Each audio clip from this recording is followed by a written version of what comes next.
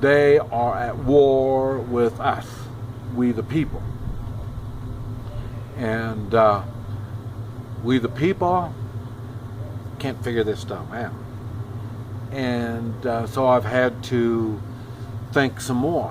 Why is it that people give up their freedoms? Why do people give up their not taking personal responsibility? I mean, when you take personal responsibility, you can do anything. I mean, there's no limits on what you can do. And but when you give up that personal responsibility, what you're doing is you're standing in line. You're one of the sheeple, you know. You're just kind of going along, and all this,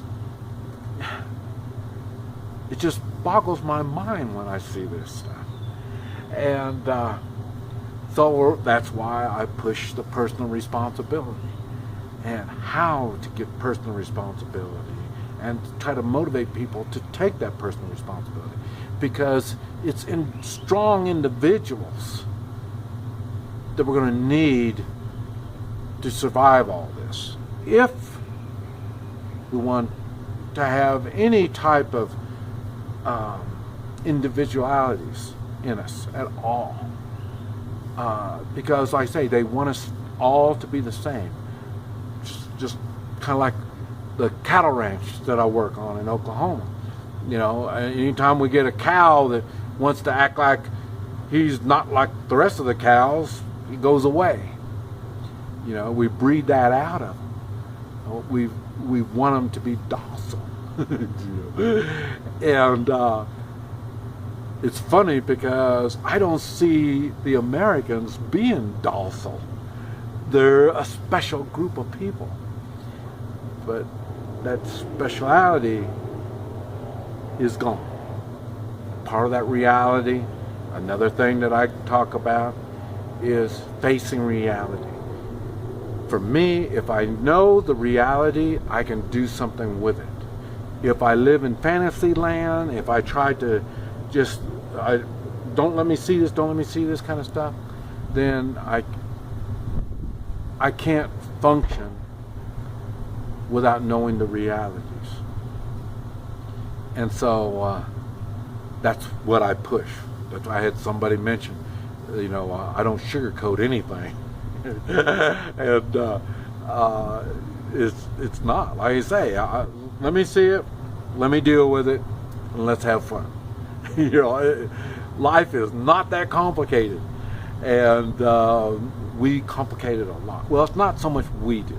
We allow the system to complicate our lives, not only our lives, like how we live our lives, but our health. You know, I mean, I cannot believe now the government wants to take care of our health. They can't even take care of our borders. You know, and now they're going to take care of our health. Like, I can trust them to tell me what medicine I need, but I can't trust them to keep the wackos out of our country. You know, it's just beyond my imagination. This is so far, I just do not understand.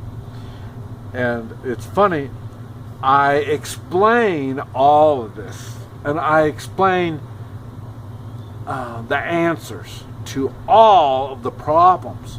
Because I say these problems are all symptoms. They're all symptoms of an immoral, corrupt government. And it's all because we allowed this to happen. And I say, and when I'm talking about we, I'm talking about even the 20-year-olds. They are too. Man, I tell you, now I hear about these youngins that want free college education. Like, the college is so screwed up. It's getting like the health care. The college, I can't believe college is bringing out so many educated idiots. So many stupid people come out of college. And college doesn't help them open their minds and think and learn. Matter of fact, it does the opposite. It teaches them to close their mind, don't learn other stuff. You're just smart enough to learn this. Anything else, you're too stupid, you don't know anything about. I mean, it sounds just like the medical. It's the same thing. I mean, these people, every time, it seems like every time society or government and any of this stuff wants to help us, the only way they can help us is make us stupider, and then we think they are helping us. I mean, that's the way it comes across to me. Now I say, I don't, and you hear me talk about, I don't follow instruction well. I don't color inside the lines. Like I say, I think. I use this. I develop it. I try to get the most out of it as I can. I've never seen, it's not just the American society. Like I say, in Guatemala, everything is obvious in Guatemala. We have the same thing here. It's in the United States. It's just more obvious. And I just never seen so many people limit themselves so bad. And when I first came down here, I thought it was maybe something in their diet. You know, their food. They don't develop properly when they're young. You know, so and there's another thing. You realize everything I'm talking about is in general. You know, it's funny because some people. That's another thing. The United States, Americans, they're so sensitive anymore. You know how many people I hurt their feelings? It's funny. I cannot believe the American people are so sensitive. You can say something, and it hurts their feelings. You know, reality. Forget reality, man. There's so many people. That's what these sheeple are.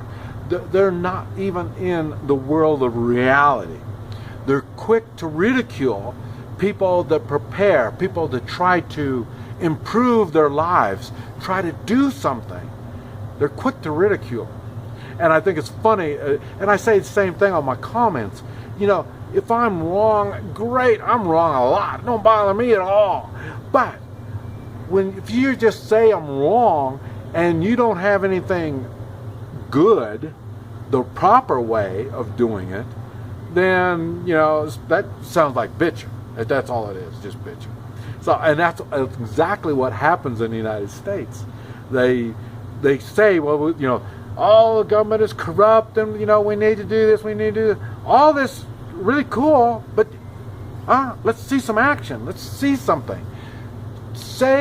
Come up with ideas that mean something, not just a worthless idea. A good example is the taxes. You've heard me talk about the taxes too. You know, well, we need a fair tax, an even tax, and all that. Okay, all of those are all open to corruption. You know, no matter how you look at it. And then same thing, if they put a 5% tax, everybody pays that. Well, the next thing it's going to be 6%, and then it's going to be 10%, and it's going to be 20%. You know, I mean, you're patching this crap up instead of coming up with good, usable, long-term ideas. And the people say, well, yeah, but need short-term fixes. Well, no, we've got a belly full of short-term fixes. And we do need long-term solutions.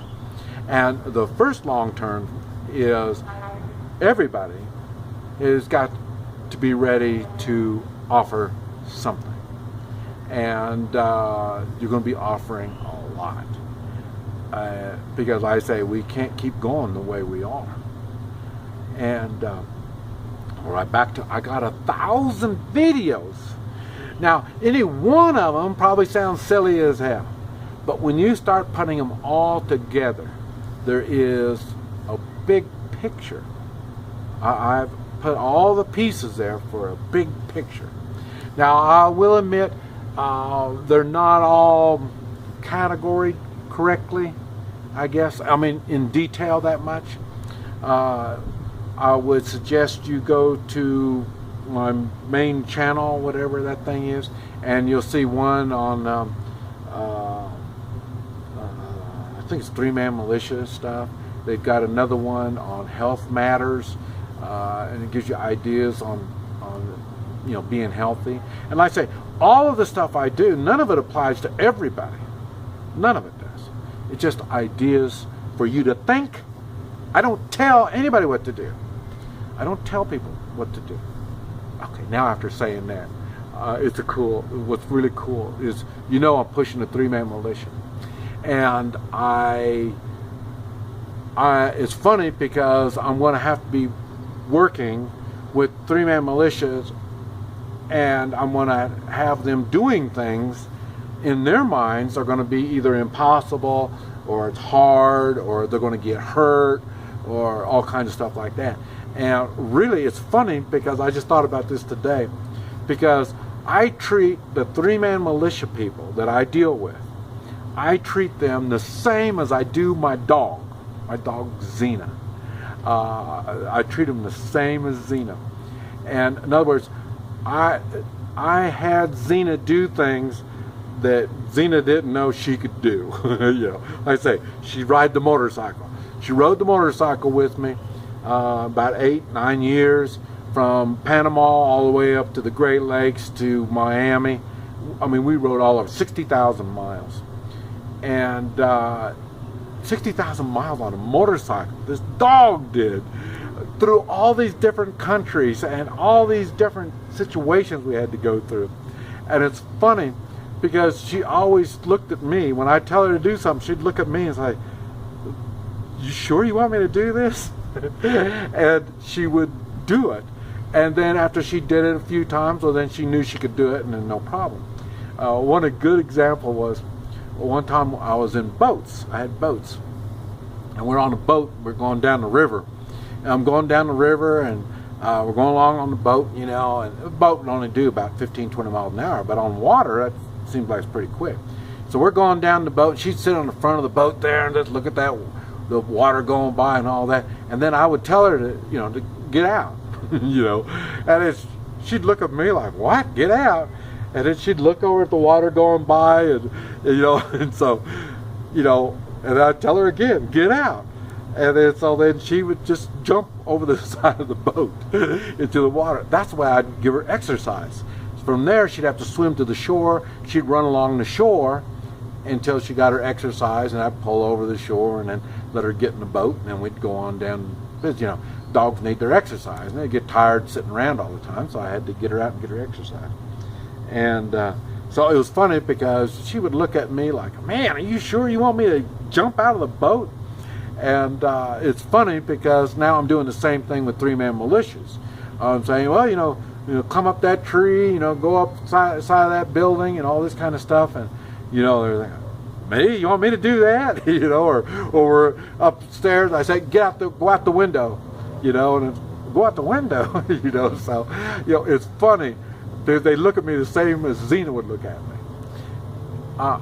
I'm having them do what they believe is impossible. But like I say, I've been around. I know what's possible. I know what's not. And so that's what I tell them. And so they have to build on that. They have to gain confidence and realize what it is they're doing. And I say some of the three-man militias I'm working with now, it's the same thing. Very little bit of it is guns. That's one thing I find real funny. So we don't really do the shooting yet. And the main reason, we're saving ammo, and also they're learning what kind of guns they need. Instead of watching TV and movies and they think they need this gun or that gun, instead of that, when I have them do certain things, like say we do the sniper, we'll go on maneuvers like we're doing sniper, scout type stuff, you don't need a gun to do it. You need to learn how to move in the woods and move around, this type of stuff. And I say clearing buildings and stuff like that, it's not the weapons. You have to learn the tactics on doing all this stuff. Then after you learn the tactics, you know what kind of weapons will really work. That's why when people, they see my videos on weapons and they laugh because they say, "Well, that's no way to use that. Like I said, AK pistol or my handguns. That's no way to do that." Well, yeah, they have no idea what they're talking about. Like I say, I've learned the tactics, and I put in the weapons to make those tactics work. So what they're going to do is pick up weapons and thinking that now they're going to do the tactics they see on TV. So it's really funny. And that's why it's taken me 1,000 videos to explain all this stuff. Even now, I still get emails from people saying, well, you know, when I first started watching your videos, you were a nut. But then after you keep watching it and you start understanding what it is that's going on, then it starts making sense.